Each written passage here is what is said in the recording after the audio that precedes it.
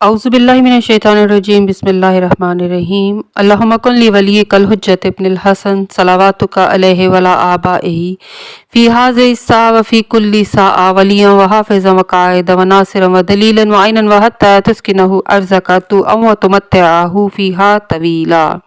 अस्सलामु अलैकुम सामीन, हमारे चैनल ज़िक्र उला में खुशामदीद।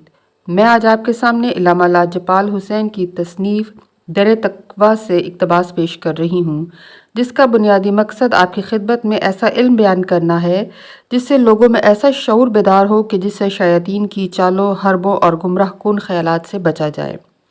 अगर आप इस किताब का मुकम्मल मुताला करना चाहें तो इस किताब की PDF को हमारी वेबसाइट www.idarakhatamulauliya.com से फ्री इंस्टॉल कर सकते हैं। हर किस्म के शर और फसाद का मरकज़ क्या है? अहले दुनिया और अहले आखिरत कौन हैं? अहले दुनिया के अंदर कौन कौन से ऐब हैं? जाहिदों का अजर व सवाब क्या है? हकीकी जाहिद कौन हैं?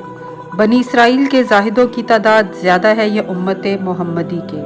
शब मेराज अल्लाह ताला रसूल पाक सल्लल्लाहु अलैहि वसल्लम को साहिबान ईमान की निशानियाँ बयान करते हुए फरमाता है, ए अहमद, अच्छा लिबास पहनने, उम्दा ताम खाने और नरम बिस्तर पर लेटने से अपने आप को जीनत ना दो, क्योंकि नफ्स हर किस्म के शर और फसाद का मरकज़ है और ये बहुत ही बुरा साथी है। तुम उसे खुदा की अताअत की तरफ खींचते हो और वो तुम्हें उसकी नाफरमानी की तरफ खींचता है। ये खुदा की अताअत करने में तुम्हारी मुखालिफत करता है और खुदा की नापसंदीदा बातों में तुम्हारी अताअत करता है। जब सैर हो जाए तो सरकश बन जाता है और जब भूखा हो तो शिकायत करता है। फ़कीर और नादार हो तो नाराज़ होता है और जब मालदार हो तो तकब्बुर करता है। जब बड़ा हो तो खुदा को भूलने लगता है और जब हालत अमन व अमान में हो तो गाफिल हो जाता है। ये शैतान का साथी है। नफ्स की मिसाल शुतर मुर्ग जैसी है, जो खाता तो बहुत है लेकिन जब उस पर बोझ लादा जाए तो उड़ता नहीं है। या इसकी मिसाल फ़र्ज महरा जैसी है कि इसका रंग तो खुशनुमा है मगर जायका कड़वा है। ए अहमद, दुनिया और दुनिया वालों को दुश्मन समझो और आखिरत वालों से दोस्ती करो। अर्ज़ किया, परवरदिगार, अहले दुनिया और अहले आखिरत कौन हैं?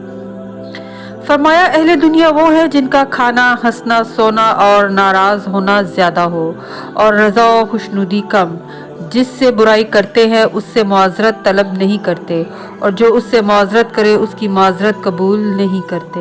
अताअत के वक्त सुस्त, गुनाह के वक्त चुस्त, उम्मीदें बहुत लंबी रखते हैं मगर उनकी अजल बहुत करीब है। अपने नफ्स का मुहासबा नहीं करते, उनकी फैज़ रिसानी कम होती है मगर बातें ज़्यादा, खौफ कम है मगर खाने के वक्त खुशी ज़्यादा। दुनियादार लोग वुसअत व फरागी के वक्त शुक्र नहीं करते और मुसीबत व बला के वक्त सब्र नहीं करते। लोगों की ज़्यादा नेकी को भी कम जानते हैं और उनके कामों के साथ अपनी तारीफ़ करते हैं जो काम उन्होंने किए ही नहीं होते। अपने मुतल्लिक उन सिफ़तों का दावा करते हैं जो उनमें मौजूद ही नहीं होती और अक्सर लोगों की बुराइयों का तस्करा करते हैं। अर्ज़ किया, परवरदिगार, इन ऐबों के अलावा अहले दुनिया में कोई और ऐब भी हैं? फरमाया, अहले दुनिया के ऐब बहुत हैं। उनमें जहालत है, उनमें हमाकत है। वो जिससे इल्म हासिल करते हैं उसके सामने भी तवाज़े और इनकसारी नहीं करते। वो अपने आप को तो बड़ा अक्लमंद जानते हैं मगर दानाओं के नज़दीक अहमक होते हैं। ए अहमद, जो अहले आखिरत है इनके चेहरे रकीक और नर्म हैं, इनमें शर्म व हया बहुत है और हमाकत कम, नफ़ा रसानी बहुत है और मकरो फ़रेब कम। लोग उनकी तरफ से राहत व आराम में होते हैं और वो लोगों की तरफ से ज़हमत व मुशक्क़त में हैं। उनका काम नपा तुला होता है। वो अपने नफ्सों का मुहासबा करते हैं और उनको ज़हमत में डालते हैं। उनकी आँखें तो होती हैं मगर दिल नहीं होते। उनकी आँखें रोती हैं और उनके दिल ज़िक्र करते हैं।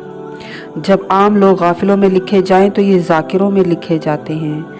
ये लोग नेमत की इब्तिदा में हम्द व सना करते हैं और उसके आखिर में शुक्र करते हैं। उनकी दुआ खुदा की बारगाह में बुलंद होती है और उनका कलाम सुना जाता है।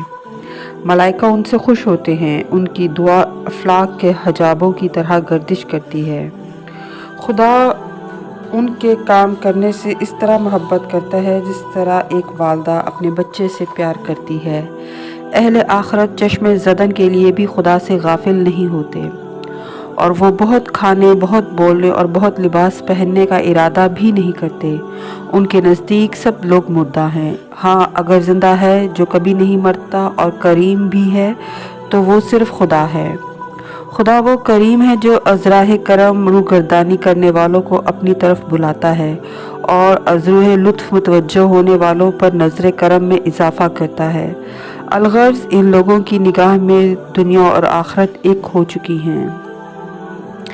اے احمد، کیا تمہیں معلوم ہے کہ میری بارگاہ میں زاہدوں کا اجر و ثواب کیا ہے؟ عرض کیا پروردگار نہیں۔ فرمایا جب لوگ حساب و کتاب کے لیے لائے جائیں گے تو وہ مامون ہوں گے۔